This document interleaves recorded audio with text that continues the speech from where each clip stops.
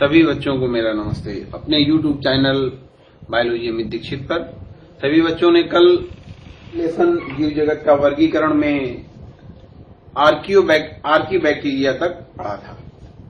इसके आगे जो दूसरा टॉपिक आता है यू बैक्टीरिया या सत्य बैक्टीरिया, सत्य जीवाणु जिसको हम कह सकते हैं।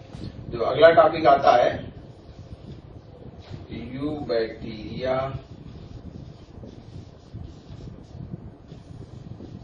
या सत्य जीवाणु, इसको हमको पढ़ना है। यू बैक्टीरिया अर्थात सत्य जीवाणु क्या है? तो सबसे पहले बात आती है हम इसको पढ़ते कहां पर हैं। तो बात एक आती है जीवाणु विज्ञान। जीवाणु विज्ञान, जीवाणु विज्ञान क्या है? विज्ञान की वह शाखा जिसके अंतर्गत हम जीवाणुओं के आकार, संरचना, स्वभाव, वर्गीकरण, वृद्धि, जनन आदि सभी विषयों का अध्ययन करते हैं, उसे हम जीवाणु विज्ञान कहते हैं। जीवाणु विज्ञान क्या है? जीवाणुओं पर पाई जाने वाली समस्त प्रकार की जैविक क्रियाओं का जहां पर हम अध्ययन करते हैं उसे हम जीवाणु विज्ञान कहते हैं। दूसरी भाषा में हम क्या कह सकते हैं? जिसमें जीवाणुओं की रचना, आकार, जनन, वृद्धि आदि सभी क्रियाओं के बारे में अध्ययन करते हैं, उसे हम जीवाणु विज्ञान कहते हैं। अब बात आती है ये जो जीवाणु विज्ञान हो गया, अब जीवाणुओं से संबंधित दूसरी बात आती है, जीवाणुओं से संबंधित कुछ सामान्य बातें हैं। तो और ये बातें जीवाणुओं के खोजों से संबंधित हैं। तो जीवाणुओं की खोज की अगर हम बात करें तो जो जीवाणुओं की खोज हुई तो सबसे पहले जीवाणुओं की खोज 1676 में हॉलैंड निवासी एंटिनो वान ल्यूवेनहॉक ने जीवाणुओं की खोज की थी। इनकी खोज सबसे पहले किसने किया?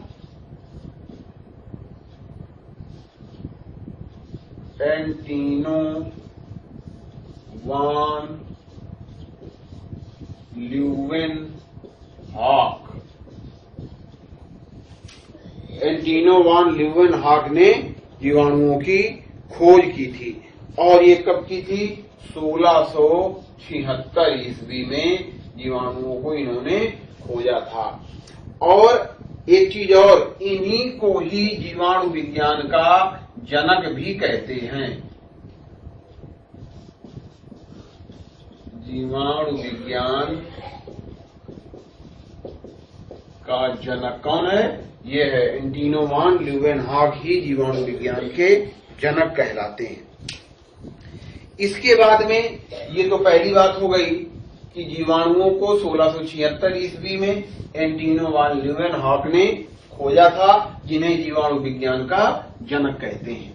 अब हम जीवाणुओं के खोज से संबंधित अगर हम दूसरी बात करें तो एक वैज्ञानिक हुए हैं लुई पास्चर। उन्होंने किण्वन की प्रक्रिया की खोज की थी। लुई पास्चर, इन्होंने क्या किया था?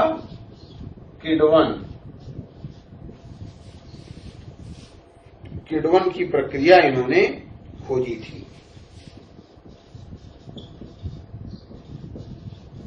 किण्वन की प्रक्रिया इन्होंने बताई थी। फ्रेगमेंटेशन, किण्वन का मतलब क्या होता है? फ्रेगमेंटेशन, किसी चीज को सड़ाने का काम। सड़ाने का काम कौन करता है? किनके माध्यम से होता है? तो ये लुई पास्चर ने बताया था। इसके बाद में तीसरी चीज जो खोज से संबंधित है, एक वैज्ञानिक हुए रॉबर्ट कोच।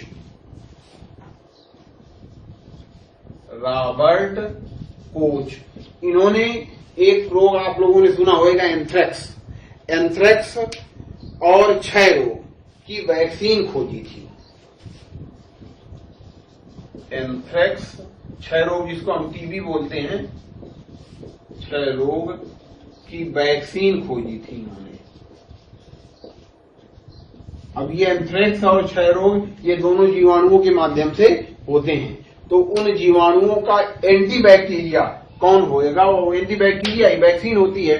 तो उसको जो है इन्होंने रॉबर्ट कोच ने खोजा था। इसके बाद में चौथी बात, इससे संबंधित बात आती है, एक वैज्ञानिक हुए हैं एलसी कैलमेटी।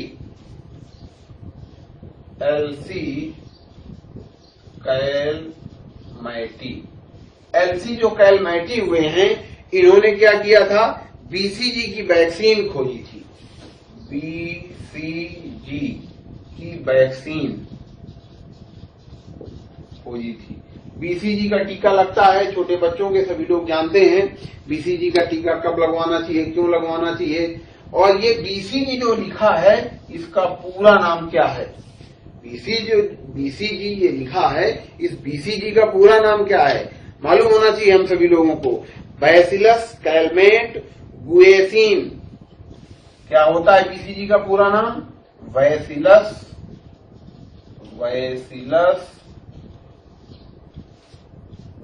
कैलमेट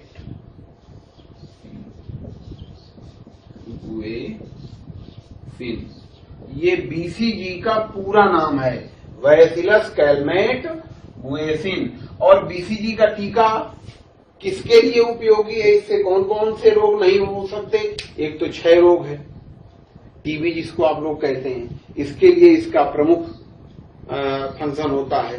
और एक मस्तिष्क ज्वर, ये बीसीजी का टीका वहां भी काम करता है। और भी कई रोग हैं जो हमारे शरीर की रोग प्रतिरोधक, सीधे हम कह सकते हैं हमारे शरीर की ये रोग प्रतिरोधक क्षमता को बढ़ाने का काम करता है, जिसके कारण प्रमुख रूप से क्षय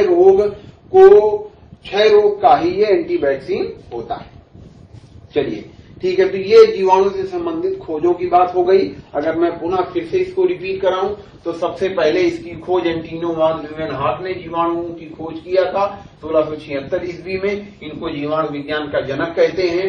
दूसरी बात, लुई पास्टर ने किण्वन की प्रक्रिया को बताई थी। तीसरी बात, रॉबर्ट कोच ने एंथ्रेक्स और क्षय रोग के वैक्सीन को खोजा था। और चौथी बात, एलसी कैलमेटी ने बीसीजी की वैक्सीन खोजी थी।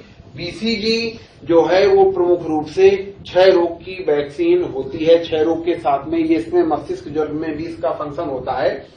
और बीसीजी का जो पूरा नाम है वो बैसिलस कैलमेट गुएसिन होता है। इस प्रकार से ये जीवाणुओं के खोज से संबंधित कुछ बातें हो गई। अब बात आती है जीवाणुओं के सामान्य लक्षण।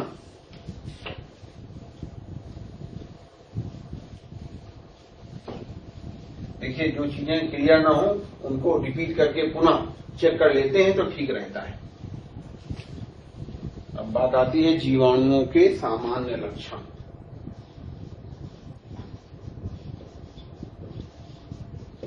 जीवाणुओं के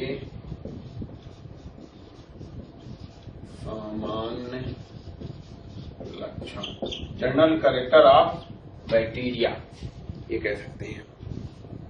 अब जीवाणुओं के अगर हम सामान्य लक्षणों की बात करें, मैंने मोनेरा जगत के सामान्य लक्षणों को आपको बताया था, तो लगभग वही सामान्य लक्षण इन जीवाणुओं के होते हैं।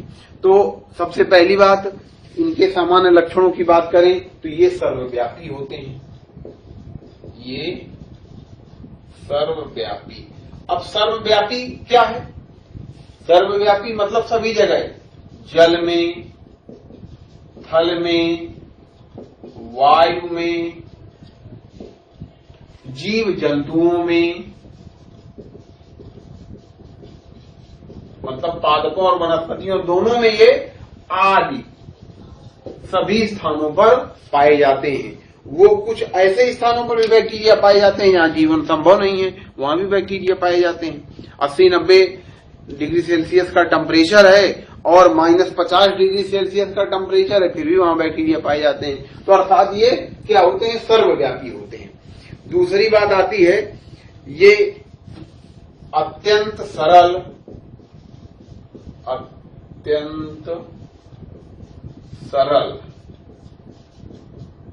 प्रोकैरियोटिक कोशिका के बने होते हैं। कोशिका के बने होते हैं। क्या होते हैं ये? अत्यंत सरल प्रोकैरियोटिक कोशिका के बने होते हैं। सभी को मालूम होना चाहिए। तीसरा कैरेक्टर मृतोपजीवी या परजीवी प्रमुख रूप से होते हैं। मृतोपजीवी या परजीवी ये प्रमुख रूप से होते हैं।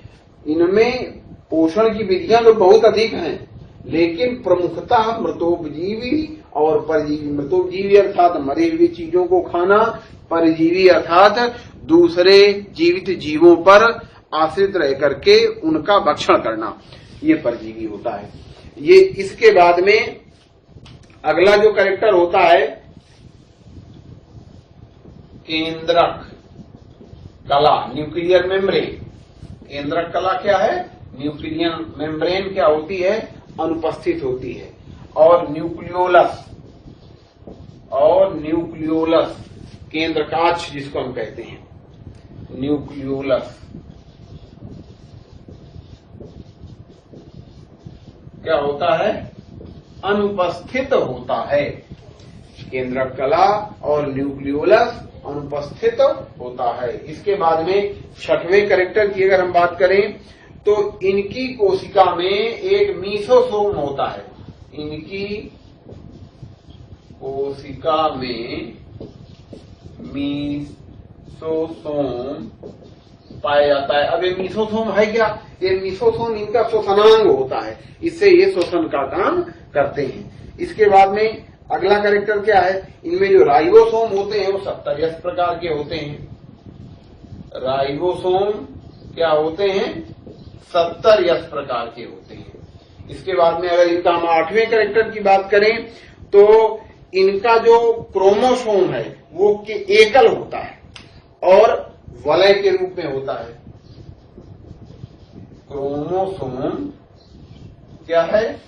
एकल वलय के रूप में, एकल वलय के रूप में होता है। ठीक है ना।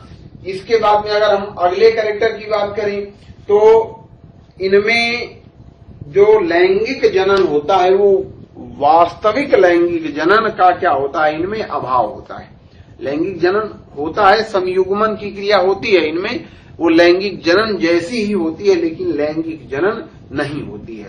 अर्थात वास्तविक लैंगिक जनन का अभाव होता है और इनमें जो है अलैंगिक जनन होता ही होता है। विखंडन द्वारा, बाइनरी फ्यूजन द्वारा, इस तरीके से अलैंगिक जनन इनमें होता है। एक चीज और इनमें होता है, जो इनका जेनेटिक मटेरियल है, जो जेनेटिक मटेरियल इनमें पाया जाता है वो डीएनए होएगा या आरएनए होएगा। दो में एक ही चीजें होती हैं, दोनों चीजें नहीं होती हैं। ठीक, तो ये जीवाणुओं के प्रमुख रूप से सामान्य लक्षण हो जाते हैं। इसके बाद में इनके अगर हम आवास की बात करें, अगली बात आती है प्रकृति एवं आवास। प्रकृति एवं आवास, प्रकृति एवं आवास, हैबिट एंड हैबिटाट जिसको बोलते हैं अंग्रेजी में, हैबिट एंड हैबिटाट। प्रकृति एवं आवास, हैबिट एंड हैबिटाट होता है। अब ये प्रकृति इनकी कैसी होती है? प्रकृति मैंने इनके लक्षणों में बताया था कैसी होती है, सर्वव्यापी होते हैं। प्रकृति के आधार पर ये कैसे होते हैं? ये सर्वव्यापी होते हैं। सर्वव्यापी होने के बाद में, अब सर्वव्यापी का मतलब आप लोग जानते हैं ना, वायु, नभ, जल, थल, जीव, पौधों में, जंतुओं में आदि जितने भी स्थान हैं सभी स्थानों पर ये पाए जाते हैं, अर्थात इनका ये आवास होता है। ठीक, इसके बाद में अगर इनके हम माप की बात करें, माप मतलब साइज। अब ये साइज, इनका जो साइज होता है वह औसतन 0.5 से 1.0 माइक्रोन होता है। म्यू, माइक्रोन का मतलब म्यू। इनका जो औसत साइज होता है 0.5 से 1.0 माइक्रोन होता है। एक तो इनको हम सामान्य रूप से अपनी सामान्य आंखों से नहीं देख सकते, हम इनको इलेक्ट्रॉन सूक्ष्मदर्शी के माध्यम से ही व्यवस्थित देख सकते हैं।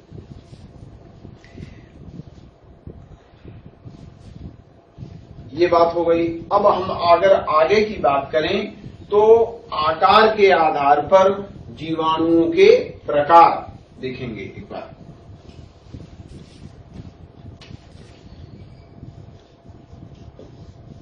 आकार के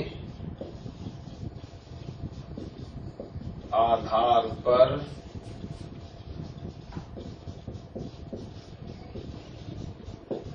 जीवाणुओं के प्रकार।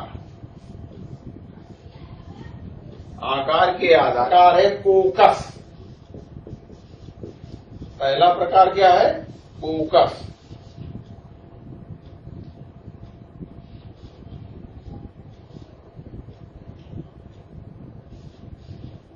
पहला प्रकार क्या है? इनमें कोकस होता है, ठीक है ना।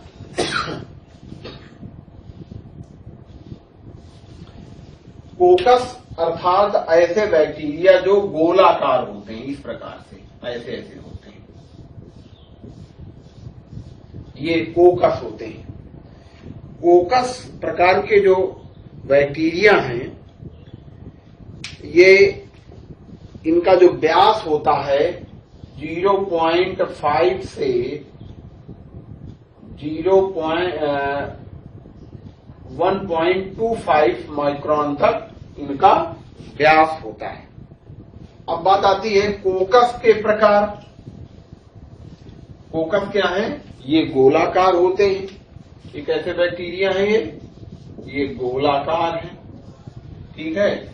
इनका जो व्यास होता है, गोलाकार है तो कुछ ना कुछ व्यास होएगा इनका, तो व्यास होएगा 0.5 से 1.25 माइक्रोन के मध्य इनका व्यास होता है।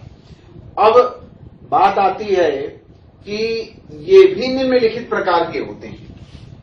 जो पहले टाइप के हैं इनमें से उनको बोलते हैं मोनोकोकस। मोनोकोकस। अब जो मोनोकोकस हैं, ये मोनोकोकस जो जीवाणु होते हैं, ये अकेले रहते हैं। ये कैसे होते हैं? ये अकेले रहते हैं। अकेले रहने वाले मतलब सिंगल सिंगल ऐसे मिलेंगे, सिंगल सिंगल ये बिखरे हुए मिलेंगे। और इसके बाद में इनकी अगर हम एग्जाम्पल की बात करें, माइक्रोकोकस एगिलिस, ये जो है इसके अंतर्गत आता है। इसके बाद में जो दूसरे प्रकार के कोकस बैक्टीरिया है वो डिप्लोकोकस।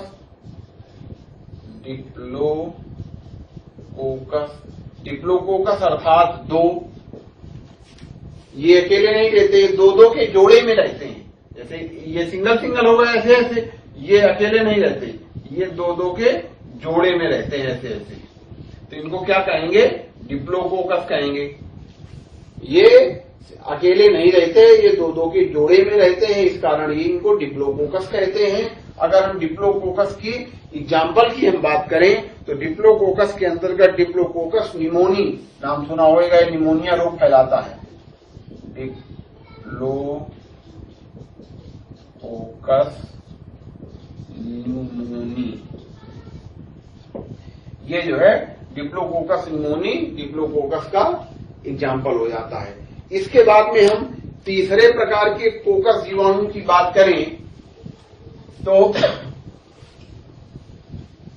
स्ट्रेप्टोकोकस। तीसरे प्रकार के जीवाणुओं का क्या नाम है? स्ट्रेप्टोकोकस। स्ट्रेप्टोकोकस। अब स्ट्रेप्टोकोकस जो जीवाणु हैं, ये कोकस की एक लंबी श्रृंखला के रूप में होते हैं।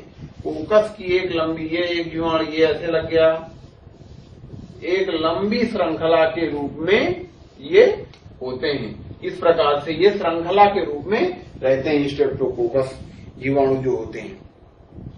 स्ट्रेप्टोकोकस की अगर हम एग्जाम्पल की बात करें तो स्ट्रेप्टोकोकस लैक्टिस, इसका एग्जाम्पल क्या है? स्ट्रेप्टोकोकस लैक्टिस, ठीक है ना। अब कोकस के अंतर्गत जो चौथे प्रकार के जीवाणु होते हैं उनका नाम है स्ट्रेप्टोफाइलोकोकस। स्ट्रेप्टोफाइलोकोकस ये चौथे प्रकार के कोकस जीवाणु हैं। स्ट्रेप्टोकोकस श्रृंखला के रूप में और स्ट्रेप्टोफाइलोकोकस जो होते हैं वो अनियमित कोई भी आकार इनमें हो सकता है। इस तरीके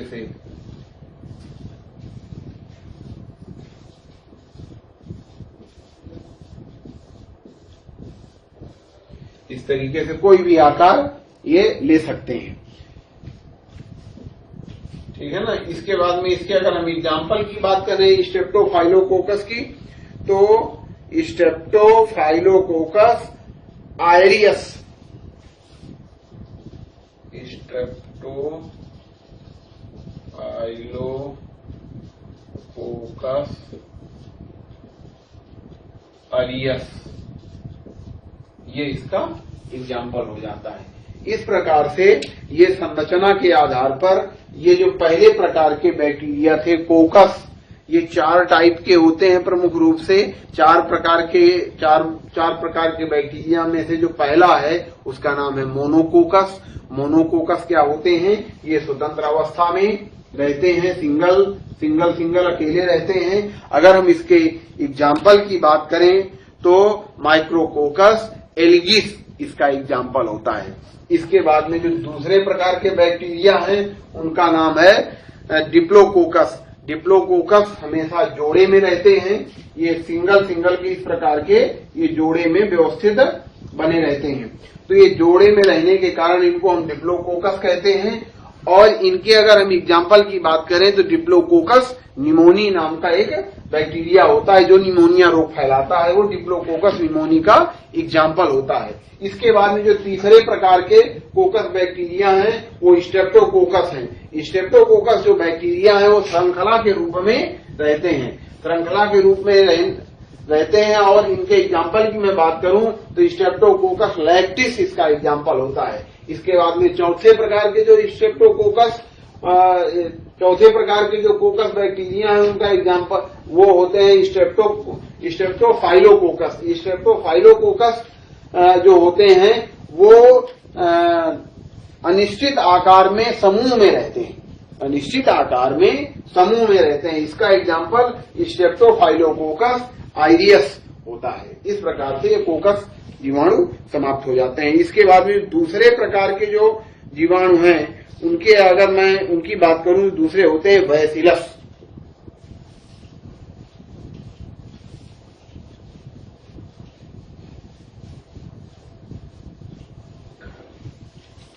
कोकस मतलब गोला प्रकार के।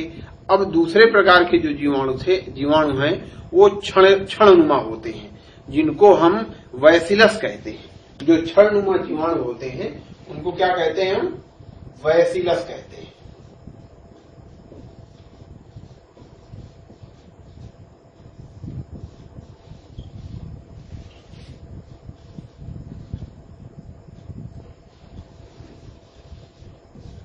उनको हम बैसिलस कहते हैं। ये 2 प्रकार के होते हैं। अगर हम फर्स्ट नंबर की बात करें तो फर्स्ट नंबर वाले डिप्लोबैसिलस कहते हैं। डिप्लोबैसिलस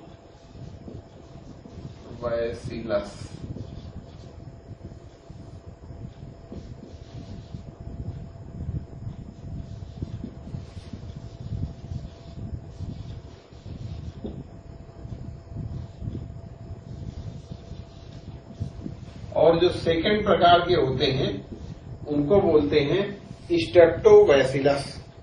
सेकंड प्रकार के जो होते हैं उनको बोलते हैं स्ट्रेप्टोबैसिलस। स्ट्रेप्टोबैसिलस।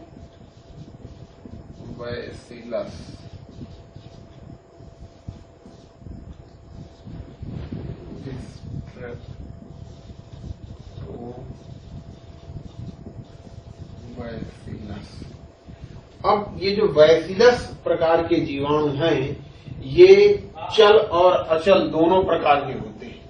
चल या अचल,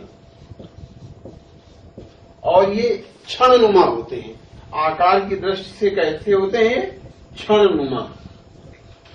क्षणनुमा अगर हम देखें तो इस प्रकार से, जैसे एक राड होती है तो क्षणनुमा ये इस प्रकार से हो सकते हैं,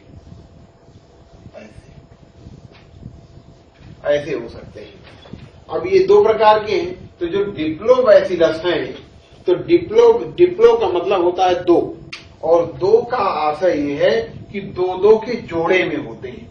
जो डिप्लोबैसिलस होते हैं वो इस प्रकार के दो के जोड़े में रहते हैं। ऐसे भी हो सकते हैं और ऐसे भी हो सकते हैं। इस प्रकार के दो के जोड़े में रहते हैं, ये डिप्लोबैसिलस होते हैं। इसके बाद में स्ट्रेप्टोबैसिलस जो होते हैं वो स्वतंत्र रूप से नहीं, एक श्रृंखला में रहते हैं। कैसे रहते हैं? श्रृंखला में रहते हैं। जैसे ऐसे श्रृंखला बनती है इनकी, एक श्रृंखला में बहुत सारे बैक्टीरिया हो सकते हैं। ऐसे भी हो सकते हैं, ऐसे भी हो सकते हैं। तो ये क्या है? ये स्ट्रेप्टोबैसिलस है। स्ट्रेप्टोबैसिलस का अगर हम एग्जाम्पल देखें इसका, तो इसका एग्जाम्पल होता है बैसिलस ट्यूबरकुलोसिस। Bacillus tuberculosis. ये बैसिलस ट्यूबरकुलोसिस जो है, ये क्षय रोग को फैलाने का काम करता है। क्षय रोग मतलब टीबी का। ठीक, तो तीसरे प्रकार के बैक्टीरिया कौन से होते हैं? सर्पिल प्रकार के। अब ये सर्पिल जो प्रकार के हैं, सर्पिल या सर्पिलाकार भी इनको कह सकते हैं, या सर्पिलाकार, सिलेंड्रिकल इसको हम कहेंगे अंग्रेजी में। तो सर्पिल आकार के जो बैक्टीरिया होते हैं, ये सर्पिल आकार के होते हैं। अगर इनके मैं एग्जाम्पल की बात करूं तो स्पाइरिलियम रूप्रम इसका जो है एग्जाम्पल होता है। एग्जाम्पल क्या होता है? स्पाइरिलियम रूप्रम एग्जाम्पल इसका होता है। ठीक है ना। अब ये तीसरे प्रकार के हो गए। चौथे प्रकार के बैक्टीरिया होते हैं कोमा के आकार के। कोमा के आकार के। कोमा मतलब जानते हैं आप लोग? ये वाला कोमा, कोमा वाला कोमा नहीं, कॉमा के आकार के, इस प्रकार से। तो इस प्रकार के जो बैक्टीरिया होते हैं वो कोमा प्रकार के होते हैं। आप लोगों ने एक नाम सुना होगा, विविब्रो कॉलेरी। जो कॉलरा रोग को फैलाने वाला जो बैक्टीरिया है वो कॉमा के आकार का होता है। तो उसका नाम क्या होता है? इसके अगर हम एग्जाम्पल की बात करें तो विविब्रो कॉलेरी, ये जो है कॉमा के आकार का होता है। इस प्रकार से ये आकार के आधार पर बैक्टीरियाओं का मैंने आपको विभाजन बताया। उस विभाजन में से आप लोगों को बात समझ में आ गई होगी। अब मैं अगले नेक्स्ट टॉपिक पर बैक्टीरिया की जो बैक्टीरियल सेल की संरचना है उसके बारे में चर्चा करूंगा। तब तक के लिए नमस्कार सभी बच्चों को।